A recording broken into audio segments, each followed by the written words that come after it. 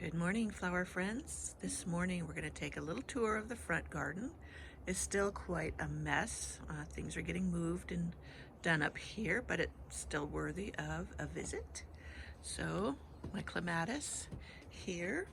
This is the one I did my group 2 pruning video on, and it's just gorgeous. It's just blooming all the way top to bottom. And the one next to it is Bee's Jubilee. And it's blooming not as thickly, but it also doesn't have as many leaves. So I need to make sure this year it gets plenty of water.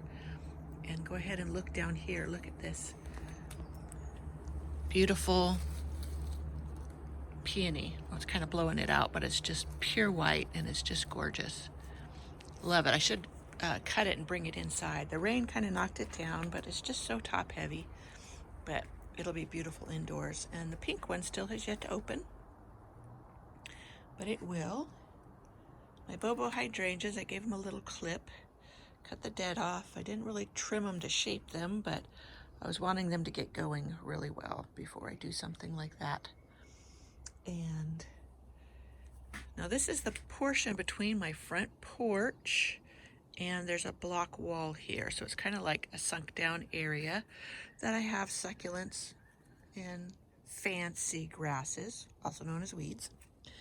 And so I have this is lime thyme. This area was going to be like a rock garden. We've discussed also putting a stream through here because between our deck and the yard, our porch, is this little bridge. So we thought having the creek run under the bridge would be fun, and then recirculate back to over here. Now this is another portion that needs to be taken care of. Nothing's really been done a lot up here. I've been focusing in the back. So this will all be soon taken care of. So this is an eglantine rose. It's in a pot. A friend gave that to me. It didn't do well in her garden, so she graciously gave it to me. And I love it. It's a David Austin.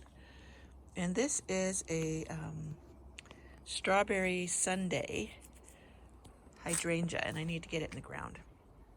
So far, the gophers haven't been eating my hydrangeas, so hopefully they won't. And I can keep putting them in the ground. Here's a batch of my irises, all doing beautifully. This white one has just gone crazy here. I will divide this in, probably August. And I'll move some around so I have them everywhere. And here is, this one is a crane's bill. It's called Blood something, and I can't remember. This one doesn't bloom as prolifically as my others, but it is beautiful right now. And I'll trim it back when it is fading away, the blooms. Here are all the barrels. I got these at Tractor Supply. I need to put holes in them. I bought 4. I already had one and I really liked it. And I'm going to put my roses in it so they have plenty of room to get big and won't be eaten by the gophers. So here's more. This is the front. This is up front is where I'm going to put a picket fence, a white picket fence. So it'll divide between the driveway and my garden. And then over there, I'm still working on what I'm going to do over there. I had an arbor I thought I'd put there, but it wasn't going to fit. And by that rhododendron, if you could see it right there, we're going to put a little pond. A little pond with a waterfall that splashes up here. And I haven't decided whether I'm going to take a picket fence around that edge too. I may.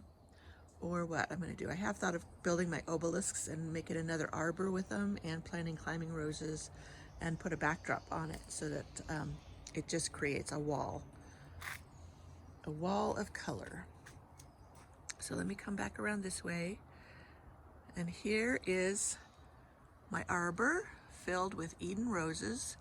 But the sad thing is, and I'll show you, the rose weevils have been horrible this year.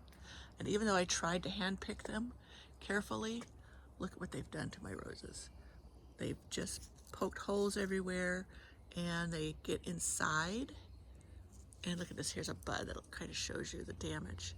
I've read that they go for the lighter colored roses and just cause all kinds of problems. I've been hand picking, and I still couldn't keep them at bay. And they just tack the first flush, and then they go dormant again. Well, they don't go dormant, their larvae goes down into the ground, and then they come back next year. So I really need to find something that eats them. So here's some more iris here, a dark purple one. I have a burgundy one in here too, but it's not blooming yet.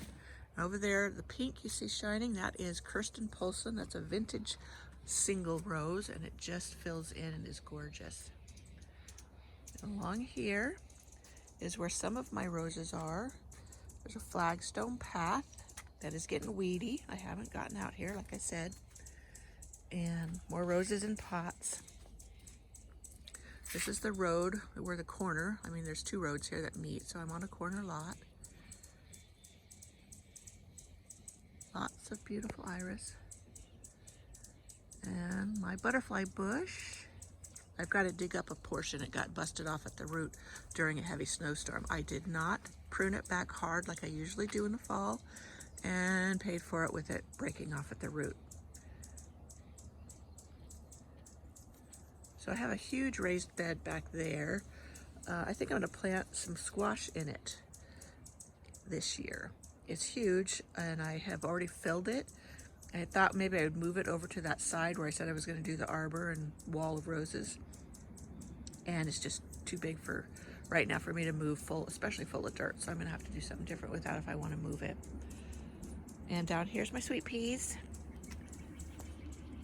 And they're doing pretty good. They enjoyed the cool down after we had a heat wave. So this one is Tea Clipper, David Austin Rose. Doesn't look like it got too ravaged by the weevils. And this one over here is Queen of Sweden. This is one of my favorites, the shape of the flowers. And this one is Sharifa Osman, and it looks like it got a little bit damaged by the weevil too, but it's full of blooms. I'm going to turn around. There's a little area right here. Lots of beautiful iris. This one, I'm going to see if I can show it to you. This one has what's called a horn, which really makes it interesting. See if I can get it at a good angle. Oh, there it is. See that? You see how the beard flips up at the end? That is called a horn, and it's really cute. This is Purple People Eater, in case you wanted to know. Pretty pink one, a yellow one coming in here. I had them all marked, and so the name, I knew the names, but I had to move a bunch that were also being eaten by the gophers and voles. And this is a big mess in here. So anyways, I'm trying to give you an overview of everything. And that is my front garden. It's a work in process, so forgive the weeds and everything everywhere, but it will be fun to share it after I get it all done, and you can see it then too. I hope you enjoyed this brief little visit of my front garden.